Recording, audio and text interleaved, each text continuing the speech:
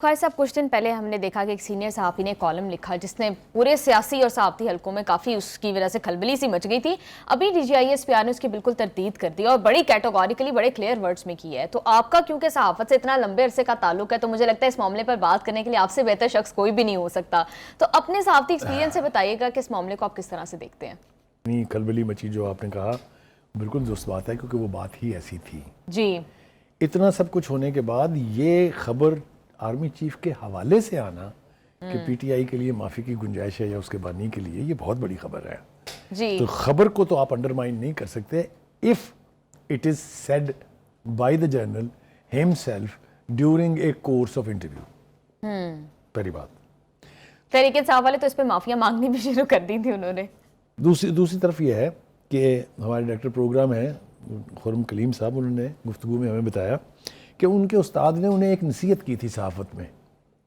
جی کہ کسی بھی بڑے آدمی سے اخذ کر کے کبھی کوئی خبر نہ بنانا. اس کی خبر ہمیشہ کوٹ پر مبنی ہونی چاہیے. These are golden words. اب اگر اس خبر کی آپ نوعیت کو دیکھیں، جی، باوجود اس کے کہ کلیم کیا گیا ہے کہ یہ انٹرویو تھا، D G I S P R نے اس کو کیٹیگوریکلی ڈینائی کیا ہے. بالکل. نہ صرف یہ کہ انہوں نے کہا کہ کوئی انٹرویو نہیں ہوا، انہوں نے کہا کہ انہوں نے اس قسم کی کوئی بات بھی نہیں کی. یہ بہت سٹرونگ کنٹرڈکشن ہے. یہ کسی بھی ایک پروفیشنل جرنلسٹ کے لیے بڑی امبیرسمنٹ کی بات ہے. بالکل نو ڈاؤٹ. لیکن جیسے کہ میں نے کہا کہ کچھ کبھی کبھی ہوتا یہ ہے کہ کچھ فیلرز چھوڑے جاتے ہیں کسی ایک اہم موضوع کے اوپر رد عمل کا اندازہ لگانے کے لیے. تو میں یہ بھی ماننے کے لیے تیار نہیں ہوئی کہ یہ کوئی فیلر تھا، کیونکہ جو پوزیشن اس وقت فوج کی ہے، فوج کی لیڈرشپ کی ہے، اسی حوالے سے بانی پی ٹی آئی کے اور پی ٹی آئی کے حوالے سے، اس میں کہیں ابہام نہیں ہے. جی، آج بھی D G I S P R نے کہا ہے کہ 9 مئی کے مقدمات میں میں آپ سزائیں سے عرض بھگتنا کروں پڑیں یہ گی. آج نہیں کہا ہے، یہ آرمی چیف کہہ چکے ہیں ایک سے زیادہ مرتبہ، ایک دفعہ فارمیشن کمانڈر کی میٹنگ میں جی، اور ایک دفعہ کنونشن سینٹر میں. D G I S P R نے 4 پریس کانفرنسز میں یہ کہا کہ ہم آپ سے بات نہیں کریں گے کیونکہ ہم اپولیٹیکل ہیں، ہم یعنی غیر سیاسی ہیں. جی، ٹھیک ہے، یعنی یہ اسٹیٹڈ پوزیشن ہے. اصل بات یہ ہے کہ وہ یہ کہتے ہیں کہ جو انفارمل گفتگو ہوئی جس کا حوالہ دیا جا رہا ہے اس میں بھی ایسی کوئی بات نہیں ہوئی. Now that is something very very embarrassing for a journalist. بغیر صاحب، لیکن اس فیلڈ مارشل کے اس بات سے تحریک انصاف کے اندر ایک امید کی کرن جاگی تھی، تو کیا اس کا کیا بنے گا؟ اب وہ تو معافی تلافی کے راستے جو ہے ہم نے پہلے سیگمنٹ میں جو بات کی اور یہ بات یہ کنیکٹڈ ہے آپس میں. جی، تو بہت خوش ہوئے ہوں گے یقینی طور پر وہ، اور آپ نے دیکھا کہ بیرسٹر گوہر تو فوری طور پر آن ریکارڈ آئے. بالکل. انہوں نے کہا جی ہم سے غلطیاں ہوئی 9 مئی کو. ان کا بانی نے بھی کہا تھا کہ یہ غلط ہوا جو کچھ بھی ہوا. پھر مذاکرات کی بات ہوئی، پھر ضمنی انتخابات میں حصہ لینے کی بات ہوئی. تو مطلب ہے کافی یعنی پازیٹیوزم تھا پی ٹی آئی کی لیڈرشپ میں، پی ٹی آئی کی لوگوں میں اور ورکرز میں بھی، کہ شاید اب کوئی بات بننے والی ہے. جی، لیکن جتنی شدت سے اس کو کنٹراڈکٹ کیا گیا ہے اور جو الفاظ استعمال کیے گئے ہیں، مثلا انہوں نے کہا کہ افسوس کی بات ہے کہ سینئر صحافی ہو کر بھی غیر ذمہ داری کا مظاہرہ کیا گیا ہے، ایک.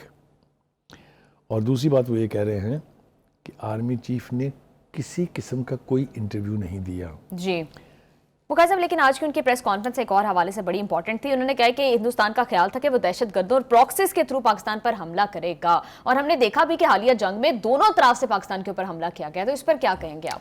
دیکھیے، جنگ کے حوالے سے تو اب میرا خیال ہے پاکستان کا جو موقف ہے اور خاص طور سے ہماری فوج کا جو اچیومنٹ کے حوالے سے جو بیانیہ ہے اس کو پوری دنیا میں پذیرائی مل چکی ہے. پریزیڈنٹ ٹرمپ کوئی 2 درجن سے زیادہ مرتبہ کہہ چکے ہیں کہ یہ جنگ میں نے بند کرائی ہے. آپ مجھے بتائیں جنگ کون بند کرواتا ہے؟ جو جیت رہا ہو؟ جی، جو فتح کر رہا ہو؟ نہیں، جنگ ہمیشہ وہ بند کراتا ہے جس کو نقصان ہو رہا ہو، جی، جو ہار رہا ہو، جو سفید جھنڈے لہرا رہا ہو. لاجک جو 45 پوسٹوں پہ سفید جھنڈے لہرا رہا ہو، جی، جس کے 4 رفیل طیارے گر گئے، بالکل، جس کے 2 A400 ایئر ڈیفنس سسٹم تباہ ہو چکے ہوں، وہی کرے گا نا.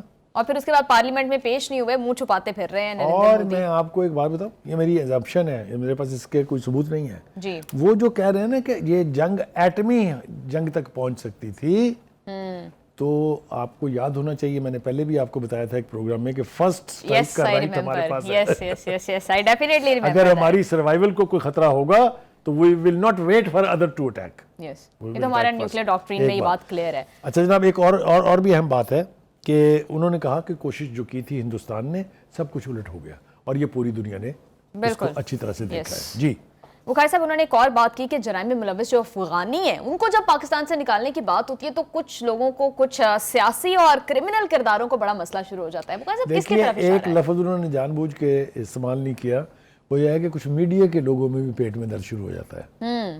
میں بھی نام لینا نہیں چاہتا ہوں کیونکہ ہمارے ساتھی ہیں وہ جی، لیکن یہ کہ وہ چاہے مسنگ پرسن کا حوالہ ہو، چاہے ناراض بلوچوں کا حوالہ ہو، چاہے ان دہشت گردوں کا حوالہ ہو، ان کے پیٹ میں کیوں درد اٹھتا ہے مجھے آج تک سمجھ میں نہیں آتی.